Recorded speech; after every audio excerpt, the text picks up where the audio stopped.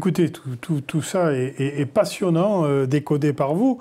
On pourrait continuer comme ça longtemps, tant le livre que je recommande, hein, que je rappelle ici, qui est comment dirais-je, une vraie source de connaissances. J'ai découvert plein de choses et je vais y revenir parce que j'ai pas pu tout digérer. J'aurais une dernière question sur est-ce qu'il vous apparaît, que les corps intermédiaires jouent un rôle de modération, de lissage de tous ces effets que vous décrivez de l'évolution de la société, de la métamorphose de la société. Et alors dans les corps intermédiaires, parce que c'est un sens générique, les organisations syndicales ont-elles, selon vous, un rôle? Alors on sait aujourd'hui qu'on nous assigne plutôt à résidence dans l'entreprise et qu'on nous veut moins dans le débat public. À titre personnel, je revendique le fait qu'on doive s'immiscer dans le débat public, s'inviter et dire ce que nous pensons. Est-ce que, à votre sens, nous avons encore, donc au sens des corps intermédiaires et des organisations syndicales, un rôle à jouer? Et si je vais un peu plus loin sur les organisations syndicales, est-ce qu'elles vous paraissent, au sens global, appréhender les effets de la société comme il se doit, tel que vous la décrivez, ou est-ce qu'on est en train de passer à côté? J'espère que notre entretien permettra de combler un petit peu ce déficit, si tel était le cas. Alors, en introduction, vous m'avez demandé est-ce qu'avec l'étude des chiffres passés, on pouvait se projeter dans l'avenir. Et donc on voit qu'un certain nombre de tendances que j'ai décrites ne sont pas forcément très, très optimistes. Les corps intermédiaires, je pense qu'ils ont un rôle à jouer pour essayer de contrecarrer ces effets de pente dans toute une série de domaines. Alors quand je parle de corps intermédiaires, ça peut être bien évidemment les organisations syndicales, mais aussi le monde associatif, bien sûr, qui peut permettre de maintenir une cohésion, du vivre ensemble, des projets collectifs.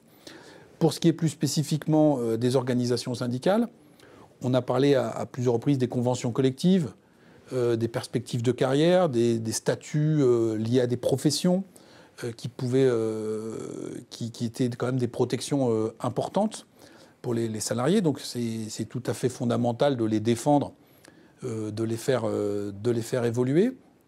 Le rôle d'organisation syndicale, notamment de confédération, c'est aussi justement de pouvoir essayer de prendre du champ et de dire nous, au nom du monde du travail, on pense qu'il faudrait aller vers telle ou telle direction.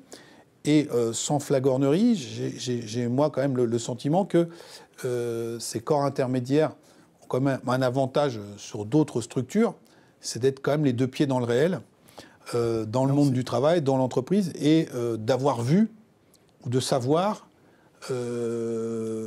d'appréhender de manière parfois empirique, mais très concrète et souvent avisée, quelles étaient un certain nombre de ces évolutions.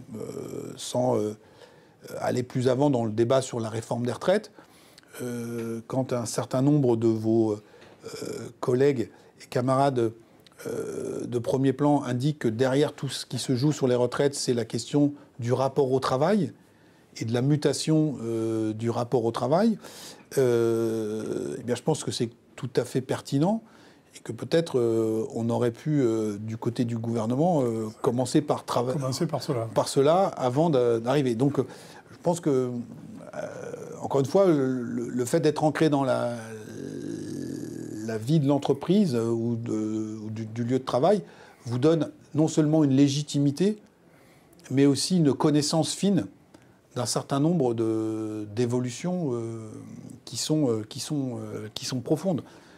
Alors pourquoi c'est pas entendu alors ? Alors pourquoi n'est-ce pas entendu ?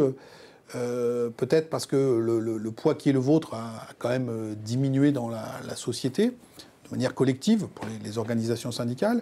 Peut-être aussi que nous avons des dirigeants qui sont convaincus de savoir et de connaître, de par leur cursus scolaire et universitaire, l'état de la société française et ce qu'il est bon de faire pour la société française. Un indice de tout cela, c'est le fait qu'on explique typiquement sur ce genre de réforme que si du côté du gouvernement on a péché, c'est parce qu'on n'a pas fait assez de pédagogie. C'est-à-dire que la posologie était la bonne, et là on a juste péché par le fait qu'on n'a pas été capable d'expliquer suffisamment correctement à ceux qui sont les deux pieds dans la vraie vie ce qu'il en était. Peut-être du mal aussi à comprendre parce qu'ils seraient moins bien. Oui. Voilà, ou qui sont le nez dans le guidon, si on veut être poli. Voilà. Et donc nous qui avons la hauteur de champ, voilà. Mais donc c'est ça aussi. Et donc quand on voit l'état de notre société, je pense qu'il faut, et encore une fois sans flatterie aucune, plutôt conforter ces corps intermédiaires que d'essayer de passer à côté et d'être dans une relation très, très verticale. Ah ben écoutez, merci pour cette conclusion. Ça nous donne quand même un peu du baume au cœur, quelles que soient les difficultés. Les deux auteurs que vous étiez avec votre collègue Casselli, c'était la ligne de votre projet, faire en sorte qu'une fois l'ouvrage refermé, le lecteur porte un regard nouveau sur cette France recomposée.